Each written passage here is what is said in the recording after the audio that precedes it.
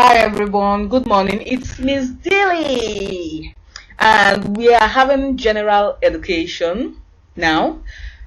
And our topic is food preservation. It's a continuation of our last week topic, but we are going to talk more on the importance of various types of preservation.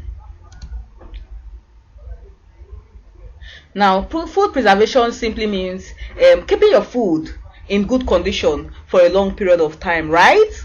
All right, so we are going to look at some of them. Let's go inside the lesson so we'll get to know the importance of each type of preservation. We have drying. Drying is using heat to remove excess water from a food.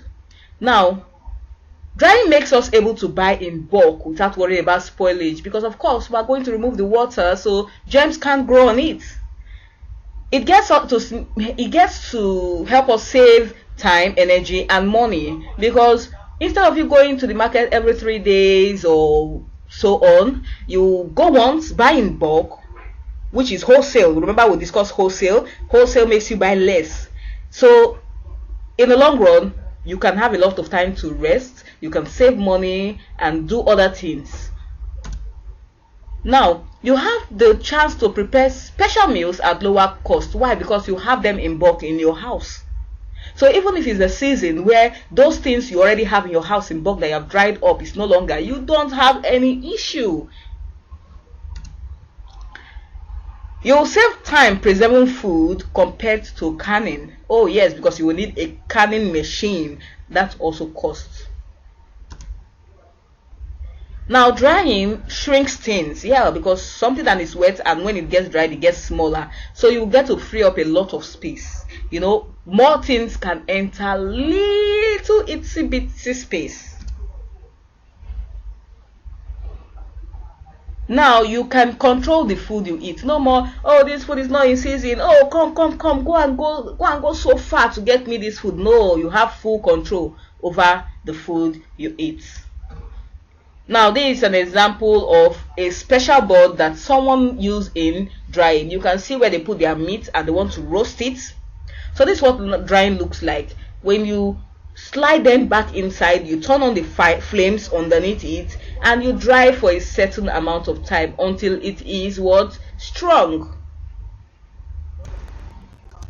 Our next type of preservation is freezing. What is freezing? Freezing simply means turning the water in anything to ice.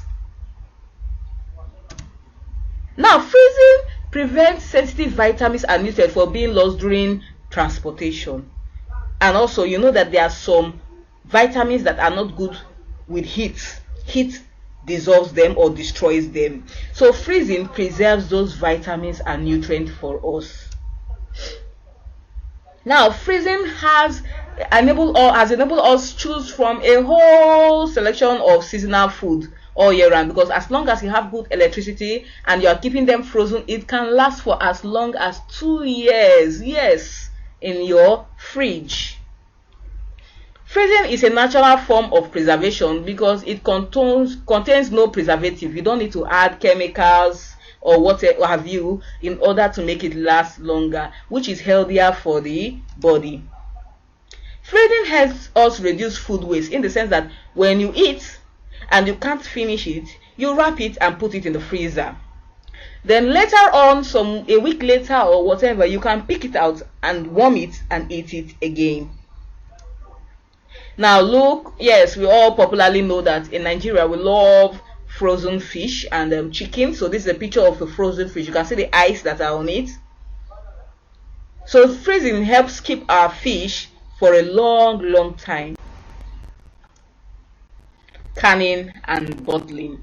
Now this is not common in Nigeria, but some of us do it.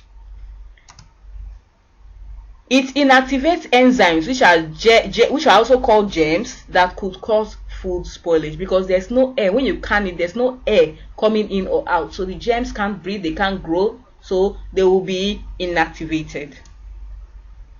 Now it extends the shelf life to a product. When you can a goods, maybe you put vinegar inside it to preserve it. When you can it will last longer than it is supposed to.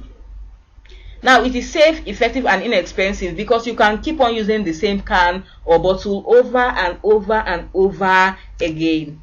It is eco-friendly because you don't need to create more bottles. Once you buy about 10 bottles, if you have 10 things you regularly keep, you can keep using the bottles. When they are finished, you wash it, you restore things you will get again inside. So it's eco-friendly. It helps the earth keep being green. Now in canning, the natural taste of products are being reserved. Why? Because you usually can them in its own juices, except for special foods that you use vinegar to keep. Most foods are kept in their own juices inside the can.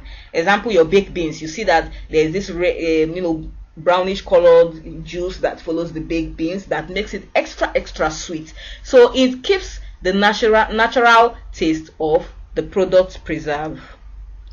Now on your left hand side you can see the picture of canned products, and on your right hand side you can see the picture of bottled food and fruits. So this is an example of canning and bottling. Salting. Oh yes, now salting is way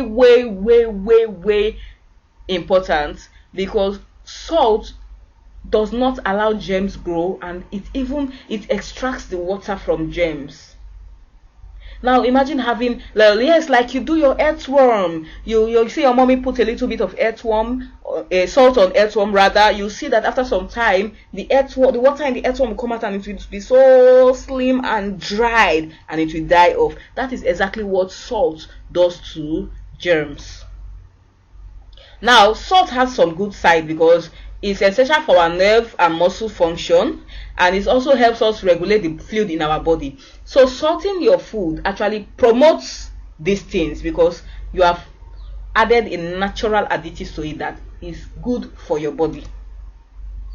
Now salt helps controls the blood pressure and volume of the body, but too much salting is not good because your blood pressure can shoot too high. So because Miss Dilly says salting is good, it's not that you will take a whole packet of salt and put it in a little meat that you want to preserve. No, you just sprinkle a little of it and you preserve it.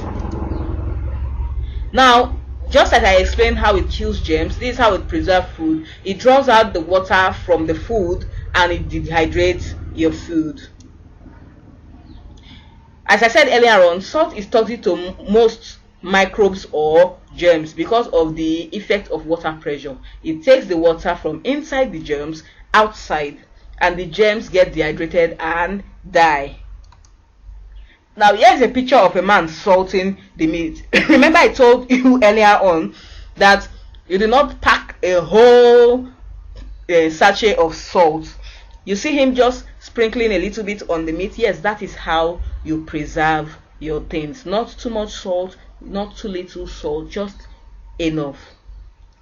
I hope this lesson has given you good reasons to want to preserve your food better, in order for it to last longer, in order for you to save your money, in order for you to stop wasteful spending, and in order for you to stop wasting your food. All right? Yes, I hope you enjoyed it. I hope you understood, and I hope you had fun listening and watching the pictures.